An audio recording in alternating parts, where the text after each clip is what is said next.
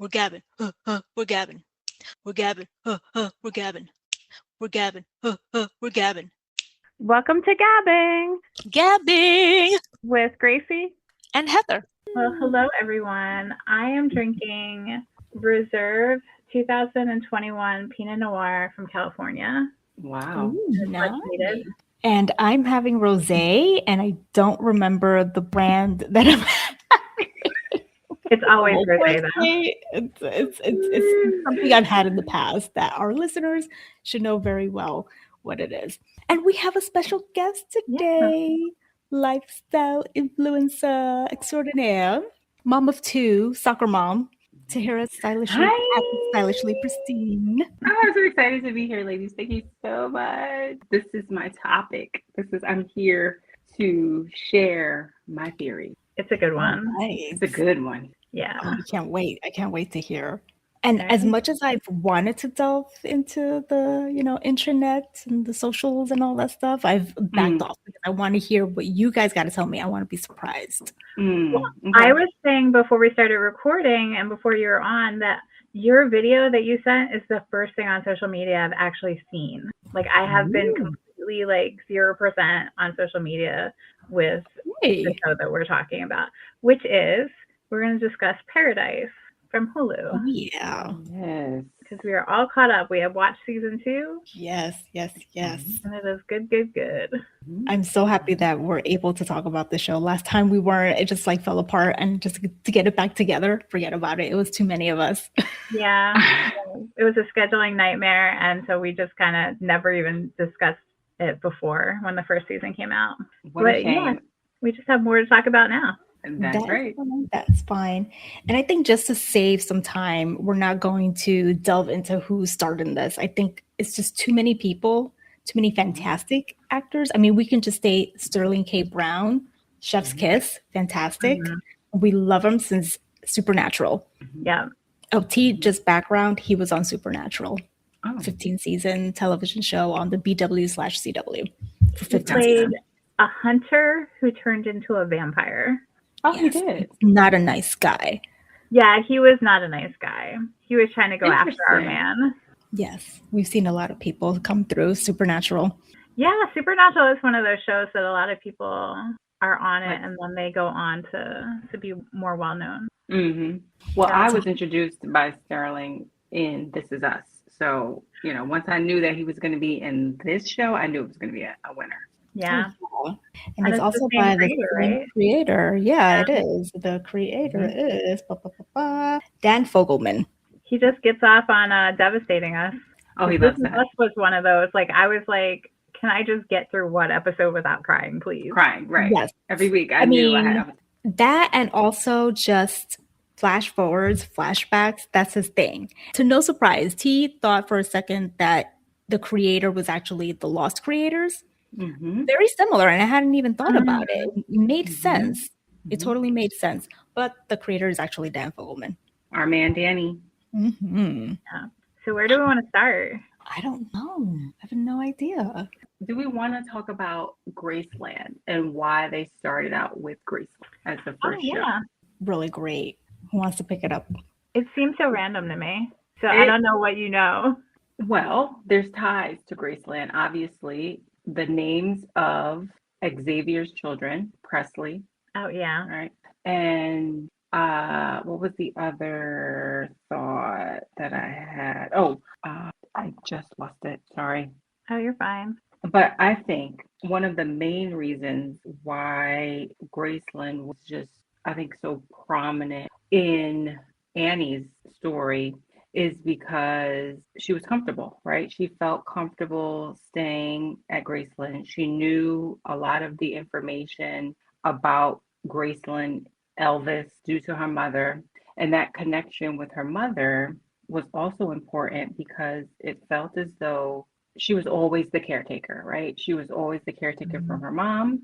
And to have that role and then be in a situation where she's by herself, living in the end of the world in this place where she felt like home. I just felt like that was a great connection for her in her storyline, just being able to feel safe in that space. But with everything happening outside, she was still in a safe space. And I felt it when she actually left, like when she was on the horse, and Xavier was like, "You good?" And she was looking like, I don't know, but she ventured out. You felt that she was taking another chapter, like she was taking another step to be outside of that sort of crutch that she always had. You know what I'm saying? Yeah, agreed. It was her safe space. And she even says, like, she felt like she had a purpose there, Mm-hmm. where, like, Mm-hmm. nowhere else she did, like, giving the tours and being able to, like, educate people on what was going on and stuff like that. Yeah. And, like, you bringing up the horse reminds me, like, she recognizes that, like, she finds the outside world and people scary. And there was that, like, traumatizing moment in episode 4 where she's like, make sure my daughter isn't scared of people like I am. Mm-hmm. Mm-hmm. So that goes back to, like, how Grace was, like, her safe space. It was just her, right? Yeah. And then speaking of the horses, do you guys see how the horse is always some sort of symbol, some pinnacle? Like there's the horse with Dylan. Remember, he liked to ride the horses, right? At the grocery store. At the grocery store, you saw that Sinatra put a horse in Paradise, like as like rides. Many different stores, right? Yeah, it was like always like a thing around for the kids to do. The Graceland horse, there was a horse in Graceland. And then the horse over the airport, in the Denver airport. There's always horses. You remember when they did this? Right. When you're looking around, Grace? You looking for the horse? I'm thinking to myself, I'm thinking for the horse. I'm envisioning. It took me a minute with the airport, but it's like, yeah, it's the statue of the horse. And the horse is up, which that means something, and I can't remember what it means. The horse must symbolize something. It Freedom? must. I don't know. I know, like, with the horse statues, like, their positioning means, like, something as far as, like, a memorial. Like, I think if it's up, the person died in combat or something like that. The representation of the past? I don't know. There's got to be something that's going to be in season 3 because they have that statue and then it goes down into the bunker. The Alex bunker. Mm-hmm. So we're going to have to, like, try to remember that. That's a note. And, like, I wonder if it's going to tie in with the horse at Annie's grave, too, because did you notice the horse wouldn't leave the grave until Xavier had Annie's baby, and then the horse came right over? Mm-hmm. So, like, yeah, there is so much horse representation and, like, probably meaning there. We got to remember that. Yes. Wow, very good. Yeah. That's why I like talking to other people. Yeah, when you said horse, I was like... With horses with the paintings? I don't remember any horses in the painting. No. The only painting that I, like, really remember is the painting in the White House. Remember when Cal stopped and he took a look at the painting and he described the painting when Xavier was giving him the tour of what would happen if something was to go down. And that's the only painting, and I don't know if that's just because they highlighted it, but it didn't have any horses. But that was the only painting that I, like, remember. Okay, I remember seeing, like, Starry Night by Van Gogh, The Girl with the Pearl Earring, I think Whistler's Mother, but I don't remember any that had horses. So I was like wondering if there was, like, some kind of tie-in. Yeah, keep in mind the horse though. I think horses is a symbol. It's going to be a symbol throughout. Like, it has been. So, and especially with them, like, kind of ending it with that statue of the horse. That's got to be something big. Big. Yep. I'm curious why they have, not to dwell on the paintings, but why they don't have a museum in Paradise. Oh, because, like, the main boardroom or government room where all, like, the Sinatra and the president and the vice president and all them meet, it's all along the walls. They have, like, the famous paintings, and then in Sinatra's office there's famous paintings, but you never see, like, a museum. And I don't remember. I remember there was, like, artifacts in the library, but I don't remember paintings. I guess they could only do so much. I mean, we really don't know how big the bunker is or whatever it's called. So it's pretty big. Do the kids need to go on field trips? Like, I don't know. I say they should. They should. Learn history, yeah. I think it's more like probably like the accumulation of wealth and like the people in power wanting that as like maybe a status symbol or something. Well, I mean, at the end, we got some guy or person, I should say, family driving away with all of their valuables in a car. Yep. I love that where like she was like, nope, Nope. get all your shit out of here. This does not matter. Yep. Yeah, good for her. Yeah, I love that scene. Yeah, that was a good Yeah. scene. For her. Dr. Tarabi, Yeah. Dr. Tarabi. Dr. played by Tarabi. Sarah Shahi. Mhm. She is a very interesting character to me Mhm. because she described herself as the expert in grief. I wrote that down. And so Right. she said that I remember her explaining like her background. I guess it was in season, I can't remember. Yeah, it had to be season one where she said that she used to play poker. She always had like a mean poker face. So when she said that, that really sparked my interest because not only have we don't know a lot about her, we just know that she was the one that chose the 22 or 25,000 people to come in. One, and she was friends with Sinatra. They were like best friends at one point. Mhm. And she vetted all the Secret Service detail. Like she vetted everyone pretty much. And that goes back to my question that I asked you earlier, Heather, was why Xavier? Like why did Mhm. she choose him? Or did she even choose? Did she choose him? Did Alex choose? Like who chose him to be the person, right? And so when we think about Dr. Turabi, I'm like, one, how did she get the job? Like how did she get how does she be the how is she the one to say, okay, these are the certain people that we're gonna have into this in this bunker? Because it ties into it made me think about how they chose people for the post office. Like Mhm. how I can't Gary Yeah. Yes. and Enos, they chose people that would obviously That's help them survive yeah. down in the bunker. Same. So I'm thinking, was that Dr. Tarabi's role too as well? Like choose people to help us maintain our world in this Based off of paradise. their Yeah, experience in life, yeah, their Yeah. trade. yeah. I think Mm-hmm. that's probably what it was because I she, think it and it tracks. just happened to be like that she started treating Sinatra for her grief after her son. And since she was like close, it seemed like Sinatra does not trust very many people. So it's like her inner circle. And so Hmm. she probably just chose her just so that there's no Yeah. confusion because we weren't recording when we were talking about Xavier and Grace, you weren't here. Specifically, we were talking about like why was he chosen by Alex to be the user X? Yes. Like why him out Because of there's everyone? that, and there's also why was he chosen to be in the bunker, which was probably just because Cal chose him as his like detail or whatever. Well, not really. I If you remember, Cal didn't really. I mean, Cal gave like the final word, but it was Dr. Torobi that pulled out his file and said, "This is He had to who clear should it. be. Yeah, this is who should be your." And I got him back there. I got him waiting in the back, like he's ready to Oh, you're go. right. Yeah. You're right. and Okay.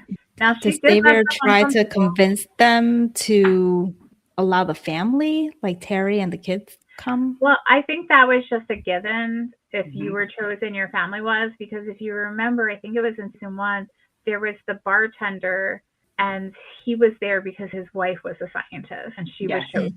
Yep. Okay. Yep. So he was basically like, that's the only reason why I'm here. Mhm. Mhm. And then they did her dirty And they by did her telling her. Oh dirty. yeah, yeah. Billy did her dirty. But yeah, like Tarabi did not catch like Jane at all. Like she had to be flat out told by Robinson. Like that was a Yeah. big miss on her part. Yeah. She can't And be perfect all the time, you know? I mean, Jane played a yeah. really good role. Like, she had me fooled up until Billy, you know? I think she had Yeah, everybody fooled. Yeah. yeah, But because she had again, Billy. And, not that Robinson. Robinson was the only one. She's like sent something really early on. she did. She did. And that goes back to well, my question was Jane ever like Dr. Torobi's like client at some point? And did Dr. Torobi know all of Jane's background when she was Yeah, chosen as a secret service? You know, like how did that She slip? had to have. How did that all slip by everybody? yeah, because also like she was in the CIA, and I think they talk about this on the podcast where it's like there's that terrible scene where she brings the package to Yes.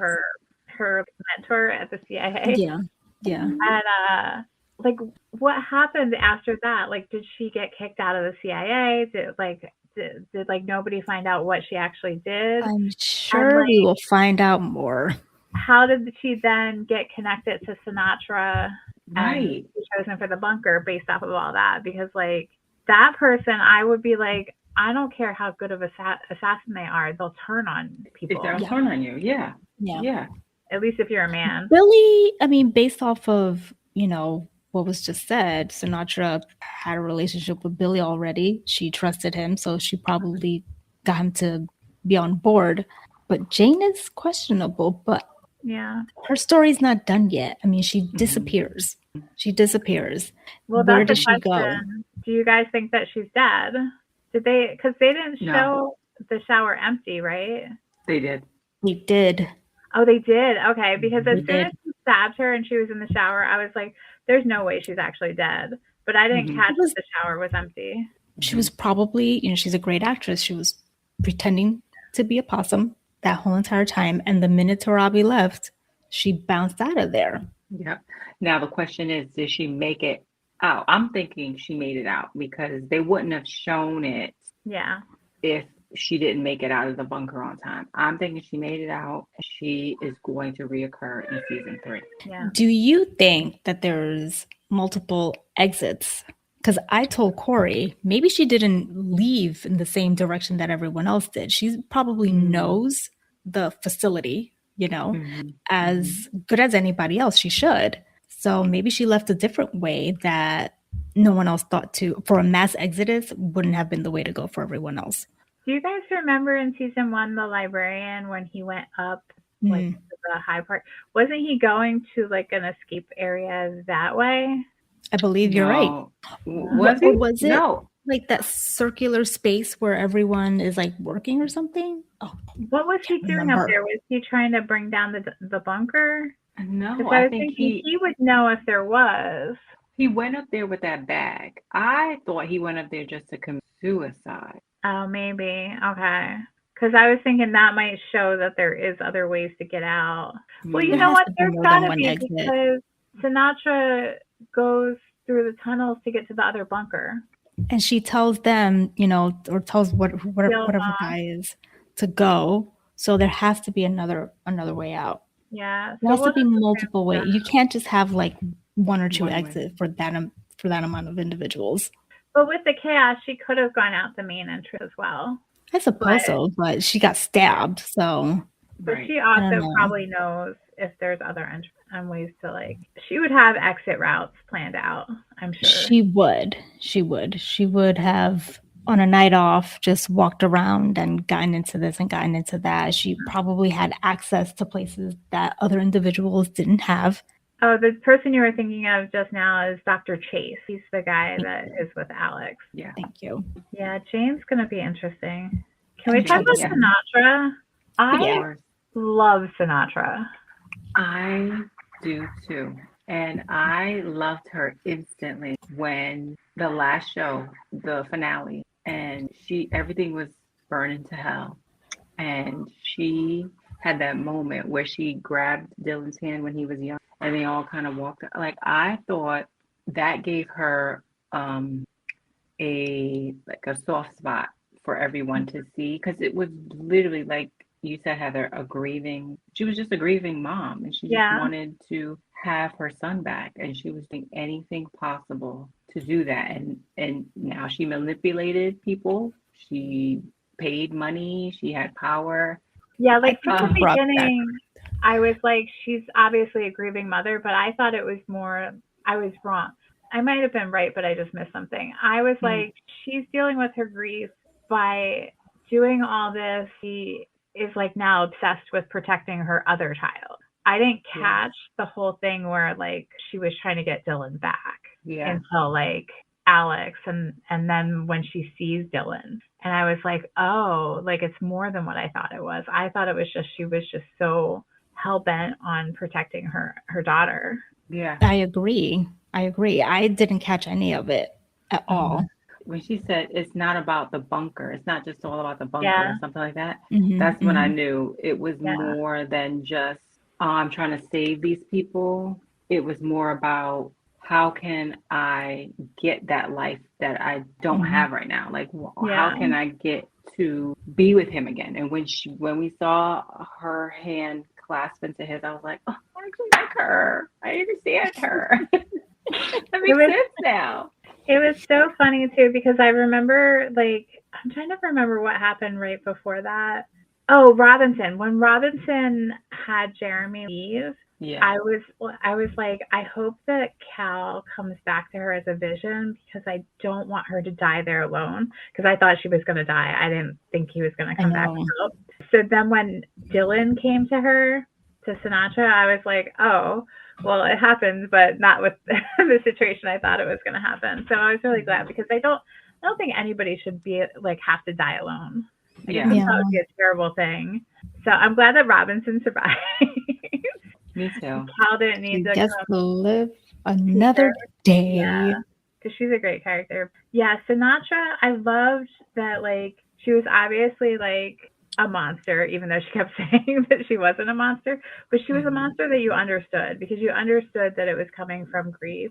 And it was coming also from, like, there was that scene in the first season where, like, they're at the doctor's office and she's not understanding that there's nothing more that can be done. Like, she thinks she can just throw money at everything, because she has that, like, entitlement as, like, she's the richest person in the world, right? I think she is. Yeah.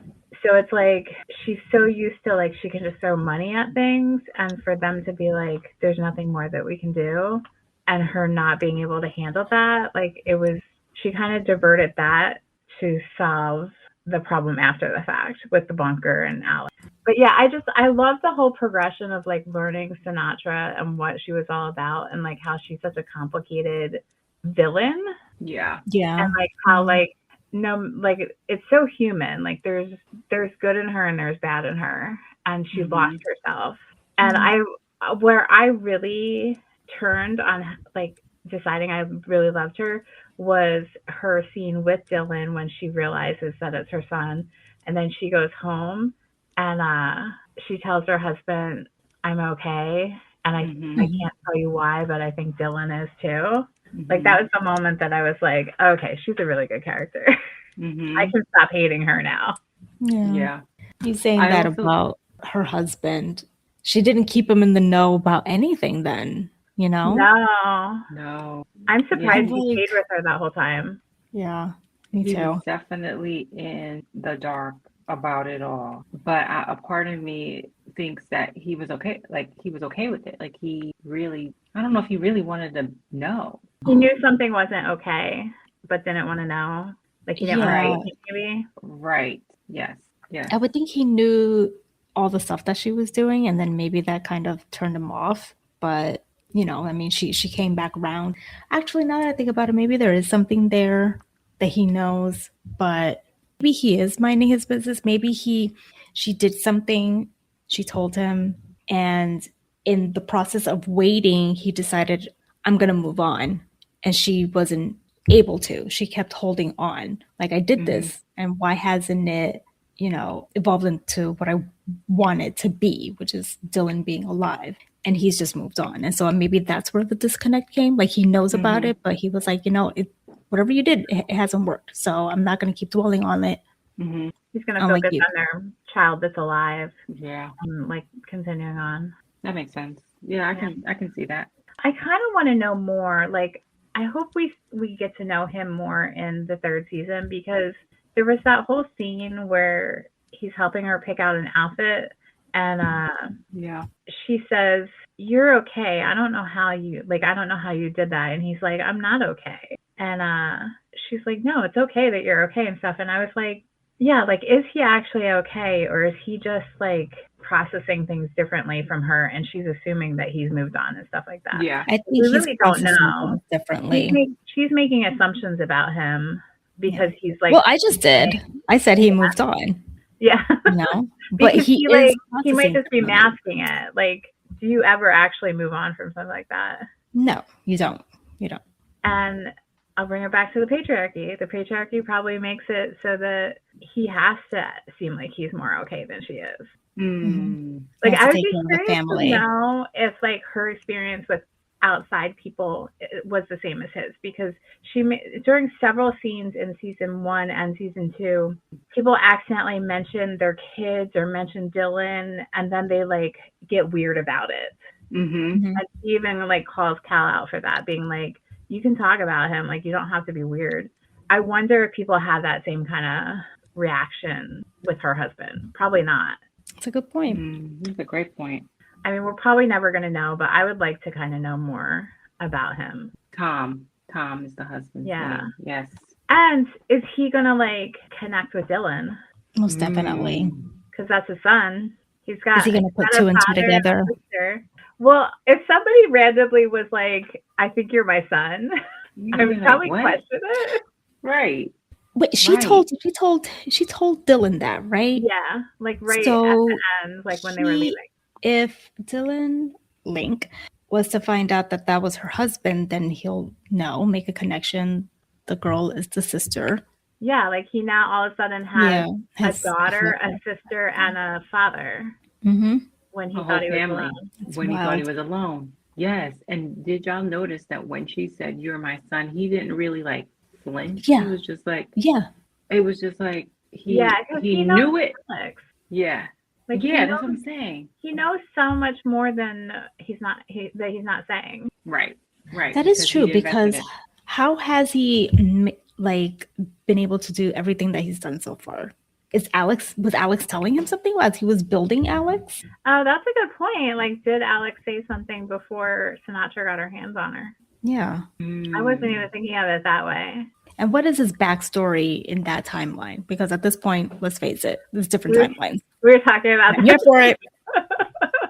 Yeah. We were saying the same thing. Like, that was my question. Yeah. Where did he fall? Where did he start? Where did he initiate in the timeline? Like, we knew Dylan as Sinatra's son who passed away from, I don't know, where he passed from something allergic while he was on the horse. But if he was now in a different timeline, where did that timeline start? Yeah. We see him start in college as like this genius student that Dr. Henry put under his wing. But what happened prior to that? Like, and he's not college age, we have to remember too. Like, he was auditing the class, and Henry said something about like that he was like the youngest kid that was ever in his classes or something like that. Yes. So I don't know exactly how old he was. They tried to make him look really young. Yeah, they tried. Yeah. See, I would have to go back and look at like the actual dates, the timestamps that they give us, because we know when we find him with Annie, or even after that, he keeps saying that he's 26. Yeah, with Annie, I think he said he was 25, and then at the end he was 26. 26. And he has the same birthday as Dylan, May 16th. May 16th, yeah. And we don't know, they say Jane's birthday too, but I don't know if that was just because of the computer guy that had to come cause a scene at the hospital. But I remember writing it down because I was like, oh my gosh, they're telling us a birthday. Oh, Jane. June 6th. June 6th. June 6th. Yeah. Yeah, at 12:01. A killer will be born June 6th at 12:01 a.m. And that was May 29th in 1997. Mm-hmm. You know, I wonder if that was a self-fulfilling prophecy. Like if the mother, the mother treated her differently. There was something wrong with that mother. You could tell in the hospital. That mother was not right. Yeah. But she kept her around. Like, I don't know if like she was sexually assaulted or what happened, because she mentions being like there's nobody to come get her from the hospital. Mm-hmm. And she obviously did not want to be there with that baby. Mm-hmm. You beget what you beget. Like, who knows what kind of childhood she did have. Yeah. That sauna scene was crazy too. I was like, Jane. But I feel like, did y'all notice that the lock on the door was on the outside? One, I was like, why would a lock be on the door on the outside? That's a very good point. Oh, and then I thought, well, maybe she did it because that's her torture for Jane. Like she probably has been putting Jane in there. And she did put her in after she got out. I didn't Yes, that's a good point. Yeah, that You lady. gotta, Right. yeah. Oh God. Now I feel bad for Jane. Mm-hmm. She was But yeah, always doomed. so like was it a prophecy or was it like self-fulfilled? But either way, it was probably all the mother. Yeah. Oh. Ugh. And she had it was an imaginary friend she had. And she was pretty old Yeah. for that this kind of Stranger Things, but like why at that age she had an imaginary friend? Was it really an imaginary friend? Was it Or was it Alex? some kind of mental health? I didn't write the name down. I just said scary imaginary friend. In the podcast, they said that that was a real like story. They just changed the name. It was a real story from one of the writers. So he had like imaginary friend or something to another to that state, but Was they he a wrote it violent into. imaginary friend? No, no, no. It was just like, Okay. when you grow up, you have your imaginary stuffed animals and stuff, and you name them or whatever. Like they said that it was like a part of their like process that actually made it into the writing the show, which I thought was pretty cool. Yeah. There is a Paradise Wiki, Oh. thankfully, so it'll have all of the information we need. The imaginary friend was called Climby. Okay, Climbing. so it was a C. Climby, like climbing, but not INGY. Speaking of the mother, and like we're saying that Jane's mom, we're saying that she had like issues. Did y'all like actual mental issues? Did y'all pick up that now is it every parent? So I'm thinking, I'm talking out loud. So Go bear ahead, with me. process. Every parent had some sort of neurological brain issue. So for example, Annie's mom. Annie's mom, Yeah. she had something going on with her mind. Cal's dad, he Mm-hmm. had something going on. Yeah, he had like Who dementia else? of some kind. He had Xavier's the father dementia. had some kind of neurological thing that Yes, they couldn't fly. Whose yes. father? Xavier. Xavier's father. Oh, yes. Xavier turned him in and Yes. he got mad. Yes, yes. So I don't know if there's a connection. I wrote that down too. That's Like a good one. why do they all have like this sort of disorder? Because it was all disorder, like mental disorders. Mm-hmm. Yeah. This is totally off topic, but it just popped in my head. I was thinking about Gary, and I thought it was interesting that like Gary was so like dead set against them having weapons in the post office. That was such a foreshadow. Yeah, and then it turns out that because he's like, oh, what if whoever has the guns turns on us? And then Mm-hmm. he turns on his best friend with the gun. Mm-hmm. Which I still don't understand why he shot that. Why he shot him? Like He panicked because he didn't want Terry to leave, or he didn't want. He's got a neurological disorder. He got a bad disorder. The way she handled it was amazing. So good. I was so nervous. I was nervous. Yeah, me too. I was really nervous. That's a very empathetic, caring person that Terry is. Very much so. When she stood in front of him in the window, I was like, girl, I was screaming. I was like, what are you doing? Just leave. Just leave him. I thought she was gonna get killed, whether it was accidentally by Xavier or by Gary. Yeah. I was just so nervous. I didn't think she was gonna get killed, but I thought that Xavier was gonna kill him. He's another one, or kill someone. Like the Bean would get accidentally killed, or something. Yeah. He's another one that's gonna come back because him just walking back into the post office, it just feels like his story's not finished. Like he knows where they are. Yeah. I want to know what happened to the other people because the couple, the nurse and the mechanic, they leave. But what about the other people?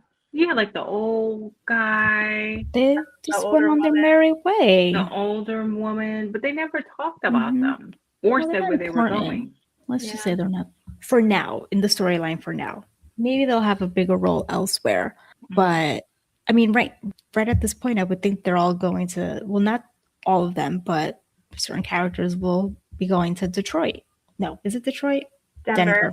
Yeah, that's the thing with Gary. Like, I think you're right because like he knows where they are, and he's just not going to let it go. No, if he doesn't let it go by this point, there's something wrong with him. There's obviously something wrong. Yeah, with him. Yeah. Like, I mean, come on. He could have just left it at I don't know where Terry is. They took her. Like he like tried to actively blow Xavier up.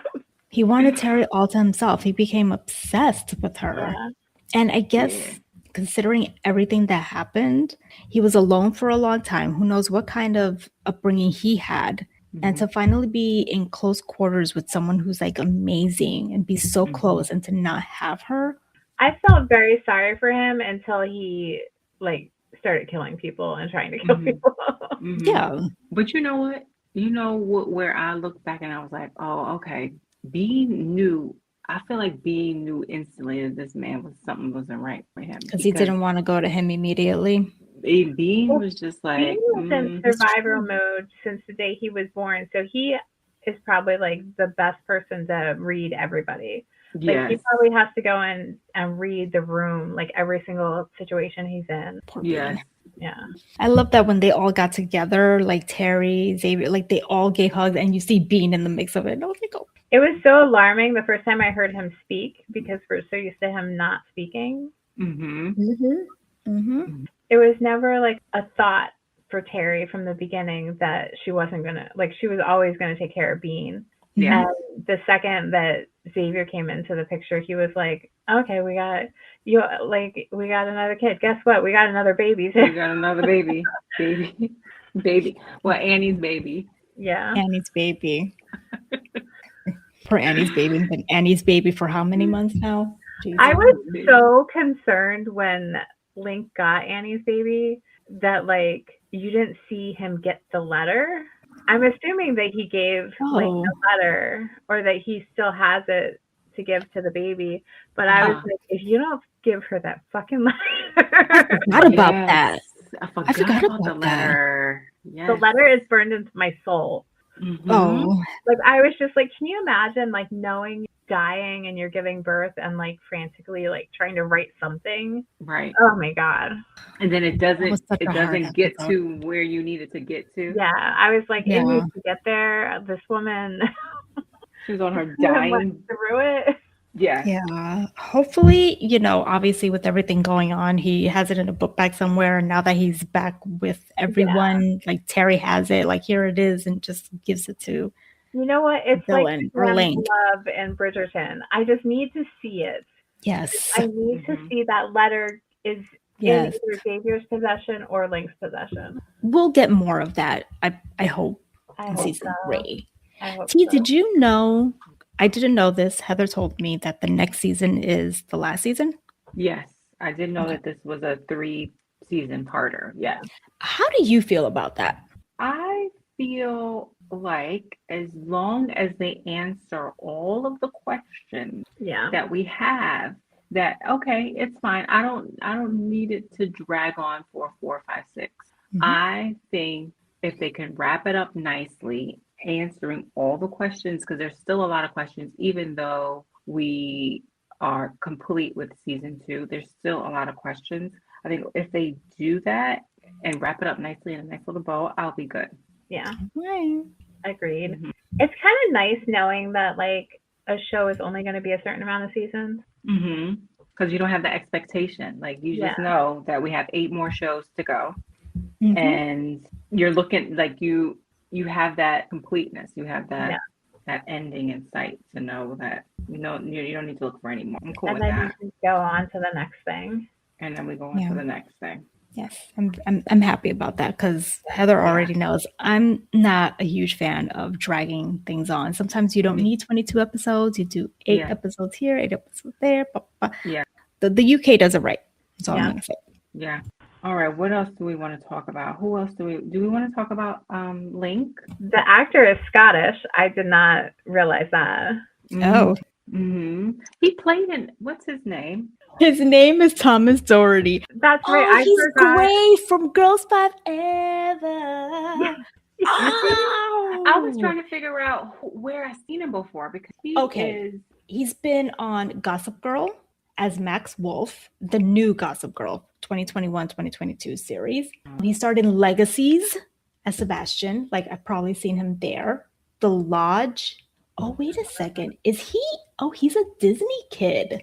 He's been in Descendants 2, Descendants 3, and 25 episodes of The Lodge, which is a Disney show. Oh my God. Okay. So on this show is, believe it or not, Luke Newton, aka Colin from Bridgerton. Is this like a British show? Is there a British Disney that we don't know about? Well, there's so many British actors that are on like doing American accents and stuff. But I remember on the podcast, what's her name, Ryan? Yeah. He kept mispronouncing his name. It became like a whole thing. So I don't know why I couldn't remember his name. Thomas Doherty? Doherty? Like he had a way of pronouncing his last name that she. Yeah, it's like a Scottish. I think you're like pronouncing it the English way. Oh. Because I don't think she ever did pronounce it correctly. Like she kept Let trying. me not even try. No way, Jose. I'm totally going to butcher it. Yeah.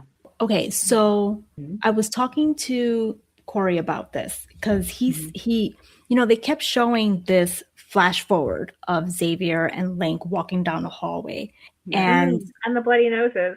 And the bloody noses, and someone on some video on TikTok, Corey sent it to me, complaining about like, why didn't this scene happen or something like that, to that effect. And I said it wasn't the same scene because in the flashback he's wearing a hoodie, and in the present time he's not wearing a hoodie, so that still hasn't even happened there. Like they're in search of something, probably Alex, and that's not going to happen until season 3. Yeah. There's so much more stuff to like come, and if you haven't figured out that there's flash forwards yet, like I don't know what's wrong with you.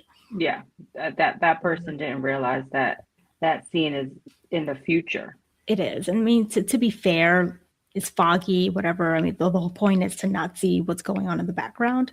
But clearly there's a hoodie, whereas in the present time, Link is not wearing a hoodie. Okay, I'm thinking of this right now. I didn't think about it before. I made note that Link, Xavier, and Sinatra are the only 3 people that got nosebleeds. Do we think Alternative Sinatra is coming back? Well, if you remember, Billy got a nosebleed as well when he. Oh, did he? Yes. Oh, that's right. So the thing about the nosebleeds I read is it's when Link's around. It's definitely when Link's proximity. Around. But it's when there's a blip when it's not supposed to happen. Whatever currently is happening is not supposed to happen. Okay. Billy meeting Dylan. Dylan. Yeah. And then Sinatra meeting Dylan. Yeah. And then Xavier having like the visions of Dylan and but only certain times. Yeah. Timelines. Okay. Timeline number 1 is happening. Boom. Right? Timeline number 2 is happening. They're interfering with each other. Nosebleed. Correct. And that's why things are changing. Anomaly. Yeah. When there's a change in the time turner, when Hermione goes back. Here we go. We are always goes back to 54 minutes into. It's either Harry Potter or Supernatural. So yeah, those nosebleeds and those flashbacks, so those prism, when the camera turns into like a prism, those are all like weird blips and glitches. I wonder, it makes me want to go back and rewatch. So the reason why I said Billy had the nosebleed too. So if y'all remember, when Billy went to go execute Henry's own home with his wife, Alex, on her deathbed, Dr. Henry knew that Billy was going to have that nosebleed because he gave him the tissue. And before, I can't remember what he said. He says, do you think things happen for a reason or is it random? He said that in season 2, episode 3. So when he said that, obviously we didn't know anything about the timeline or the quantum thing at that point. We didn't know that was actually a thing. So when he said that, I thought that Dr. Henry knew that he was going to die. Like he knew he was going to die that day because of that question. Do you think things happen for a reason or is it random? And Billy's like, what are you talking about? Like he didn't understand where he was going with that. And then the fact that he also said, don't kill the kid. When you'll see a kid come, don't kill the kid. He knew in some strange way, I don't know, that Link was somehow connected in this present future world timelines which is why he saved him. Yeah, I mean, was Alex telling them everything? It was ominous. Why is he saying this? But I was just so into it that I didn't even think that, Yeah. And it's like, and this is where I get so fascinated with deferring timelines, right? Alternate timelines. Because Yeah. at one point, do you say, okay, I'm gonna go back and I'm gonna try to like change this, and and you keep going back and going back until when is enough, and how is all of this going to not mess each other up? Because at some point, something is going to go off as much as you want it to be perfect. I keep thinking like the Flash, the TV show, The Flash, where there's multiple timelines going on and you just can't have them all coexist at the same time. How many times did, they have to go back in order to get this right? Mm-hmm. And will they ever get it right? Yeah, I was going to say you can't. No. I mean, when you said things will go wrong, I mean, we've seen it. The bunker literally crumbled because I think it was due to the timelines just not going as they thought it would go. Oh, R.I.P. to the architect. R.I.P. Because he was dead. And to Geiger. Geiger? Wait, who's that? Who was that again? He was that older guy that was on Link's crew. Oh, yes. Which I saw conspiracy theories out there that is supposed to be Sinatra's husband, whatever his name is. Yes, the dad. As an older individual. Mm-hmm. Oh, that Geiger was? Yeah. Mm-hmm. Yeah. Yes, I did see that. I don't know how much. Did they say why they think that? No, I don't remember. You guys are going to send me down a rabbit hole. Go for it. That? I don't know why. Maybe because Geiger took in, I don't know why. Maybe he was just like a father figure. What does Tom do? I can't remember from season 1 what his occupation was, because Geiger knew enough to close down the nuclear power plants. Ex-husband? Tim. It says ex-husband. Tim. I'm on the Paradise Wiki, and it says that the ex-husband is called Tim. Was it ex-husband because she's dead? I don't know. Maybe. Why would they put ex-husband? Maybe because maybe they got divorced and they were just living together, because they were not in a great marriage. So maybe they were kind of divorced, but not really, kind of like how Cal and his wife were. But they never led on to that. I didn't see. I didn't know. Maybe because she passes away, so but he wouldn't be an ex-husband. He would be a widower. He would just be a widower. Yeah, I didn't get that either, because it seemed like they were just having trouble because of everything, and then at the end they were coming back together. Yeah. Because doesn't he even say when she says she's okay and stuff, oh, you're back? Yes. Yeah. It doesn't stay on the Wikipedia that interesting what his profession is. So I feel like they talk about it when they meet in the bar. Well, he apparently won a softball game. And I do remember that from the scene. That's what it says here. Yeah. Right. He won the softball game. That's what he gave her. And then she told him all her business. Yeah, I know. To some stranger. Very strange. She was in a moment. Not very smart. No, because he could have been somebody wild. Crazy. Her. Yeah. But then that goes to be a millionaire. Did she know that he was going to be her husband? Oh, the man was told about Jane? That's a good question. Who else has been forewarned? Well, and who did that forewarning about Jane? Well, we never found out, because it was a computer message. But at that point, Sinatra does not have Alex. So if she did know, you're right, it would have to be a situation like Jane. You're right. But yeah, in terms of who else got messages, I mean, from what we saw, it was only the Circuit City guy, a Circuit City guy who... The computer guy needs to mind his business. But I don't know exactly. No. Did the computer... To be fair, it was stalking him everywhere he went. It was driving him crazy. But he didn't execute correctly. He did not execute the message correctly. He went crazy. He did the best that he could under that situation. Who's going to believe him anyhow? He went crazy. They put him in a psych ward. I'm pretty 100% sure about it. We probably just don't know enough to know exactly what was going on, but it was. And we'll never know enough. We'll He's never a hear from him catalyst. again. Exactly. Why him? Again, back to my question. Yeah.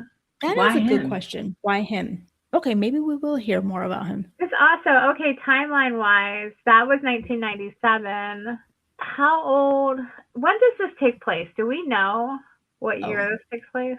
Does it say in the wiki? Wait a second. Let's see how old Jane is now, and then we can Because that's what I'm trying to figure out, because we know that Dylan I feel like is it's present time.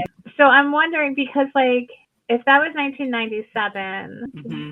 if that happened after Dylan died, I would see.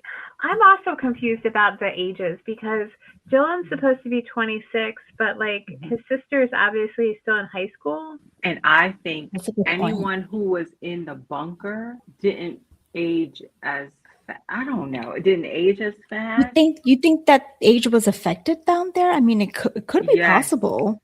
Yes, because they didn't have Somehow. any sense of time. Like they didn't have any But sense James of time. aged, because remember Jane Terry was like, aged? you got James and the Giant Peach. Because Terry's like, you got so big. Because I'm just wondering if like 1997, was Dylan still alive, or did he die?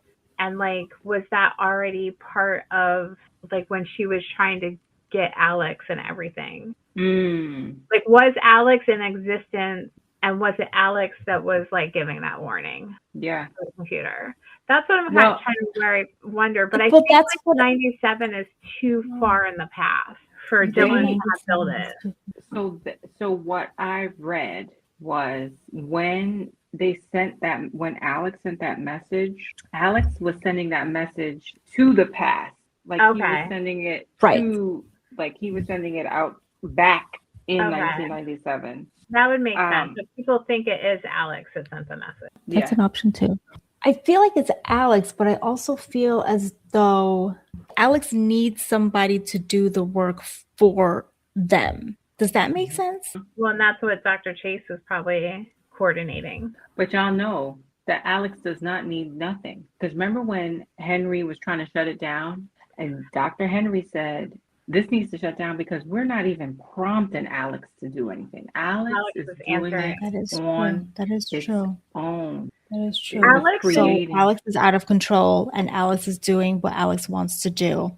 Alex is a manifestation of my anxiety towards AI. Exactly.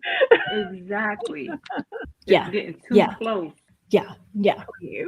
No, you're right, Heather. I was thinking that. I'm glad you said it, because there is no age for Jane on the Paradise Wiki. Okay. And I'm going to, out of curiosity, delve into as many characters as possible to see if we know their ages as well, besides Link, because something's up then. Something's up. Yeah, or they didn't think that through. But I think we shouldn't think too much about the age, because we get into this, and I was just about to say, Greicy and I are terrible about guessing kids' ages, but I just remember being like, oh, that's Dylan. Dylan's 26. Wait, how is his sister still in high school? Because like they seem like they were like a lot closer in age when they were kids. But it's so weird. If he's like the alternate Dylan, he wouldn't necessarily. Well, I don't know, but they say Dylan would have been 26. Like his father says that. So I don't know. Maybe Hadley, what's her name? Was just very tall for her age. She's tall for her age. Yeah. Or he was very short for his age. Hadley was younger than him. Yes. Hadley was younger. She's in high school. I would think she's in high school right now. Like the oldest, she's 18. I would think so. So like 8 years difference. Yeah. I mean, maybe 19 if she's I would think a little bit closer, but. Well, that's what I would think, but why would she really be in high school if she was like 20, 21? No, she wouldn't. Right. But they need, but for whatever reason, they needed her to be in high school. Is it because Xavier's daughter's in high school, and because Cal's son is in high school? Like they could have made the characters a little bit older. It wouldn't have made much of a difference. Or they could have just said like, oh, they had to skip school a couple of years or whatever. They could have like played it off or something like that. We had so much to say that we're actually going to stop right here, and we're going to pick up next time with part 2 of Paradise. Let us know what you thought. We are on Instagram at GABbin Podcast, or you can email us GABbinPodcast gmail.com. And thanks for listening to GABbin. Go check us out on Instagram, like and follow us. Check out our other episodes. We are on all the major platforms where you can find your podcast. Feel free to buy us a coffee. Please do. We need it. Talk to you next week. Thanks for listening to GABbin. GABbin. We're GABbin. We're GABbin. We're GABbin. We're GABbin. We're GABbin. We're GABbin.